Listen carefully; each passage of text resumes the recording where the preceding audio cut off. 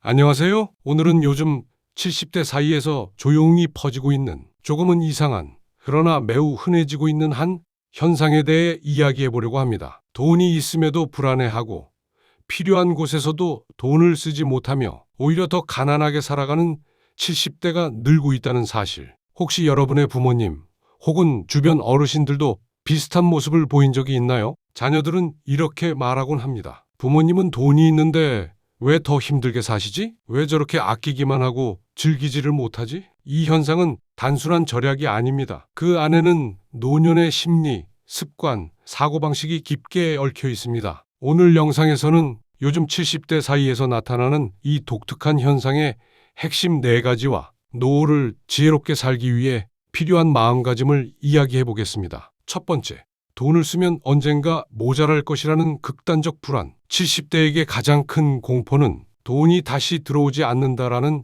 현실입니다. 젊을 때는 지출이 많아도 다시 일해서 채울 수 있었습니다. 하지만 70대가 되면 상황이 완전히 달라집니다. 지금 쓰면 다시는 못 번다. 이 생각이 그들의 마음을 완전히 지배하게 됩니다. 통장에 돈이 있어도 마음은 계속 부족하다고 느끼고 작은 지출에도 죄책감이 밀려옵니다. 병원비, 갑작스러운 사고, 자녀 문제, 머릿속에서는 끊임없이 만약을 만들며 불안을 키워갑니다. 그 결과 정작 필요한 곳에도 돈을 쓰지 못하고 삶의 질은 점점 낮아집니다. 돈이 없어서가 아니라 불안이 돈보다 더 큰 벽이 되어버린 것이죠. 두 번째, 노후에 대한 잘못된 공포가 현실을 왜곡한다. 70대가 가진 두려움은 단순히 돈이 줄어드는 것이 아닙니다. 자녀에게 폐해를 끼칠까 두려워하는 마음, 병원비가 평생을 흔들어 놓을 거라는 과장된 걱정, 그리고 매일 접하는 경제위기 뉴스들이 이 두려움을 더 크게 만듭니다. 실제로는 충분히 여유가 있어도 노후는 무조건 힘들다, 아껴야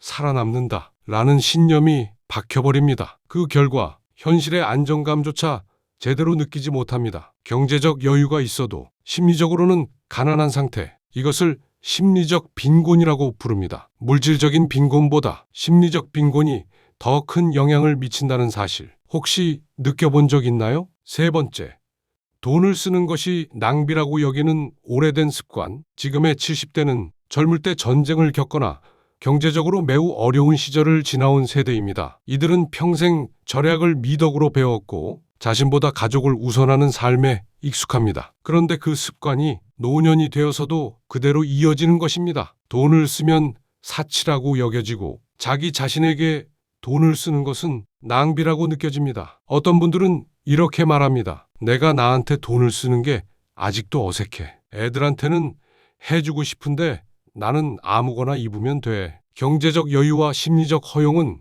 전혀 다른 개념입니다. 돈이 있어도 자신에게 사용하도록 마음이 허락해야 비로소 행복이 찾아옵니다. 네 번째, 고립될수록 돈보다 심리적 안정감만 찾게 된다. 70대가 되면 사회활동은 줄어들고 친구나 지인들과의 관계도 차츰 멀어집니다. 이런 정서적 고립은 생각보다 훨씬 큰 영향을 줍니다. 외로움이 깊어질수록 사람은 돈을 안전보증서처럼 붙잡기 시작합니다. 쓰지 않고 쌓아두는 것이 마음의 버팀목이 되고 반대로 돈을 쓰는 것은 불안과 두려움을 일으킵니다. 결국 돈이 있음에도 더 움츠러들고 더 외로운 생활을 하게 됩니다. 이런 현상을 이해하지 못하는 자녀들은 부모님의 행동을 답답하게 느낄 수밖에 없습니다. 하지만 이것은 돈의 문제가 아니라 심리의 문제입니다. 마무리 마이너스 돈의 가치는 얼마나 잘 쓰느냐에서 완성된다. 오늘 이야기한 요즘 70대 사이에서 나타나는 이상한 현상은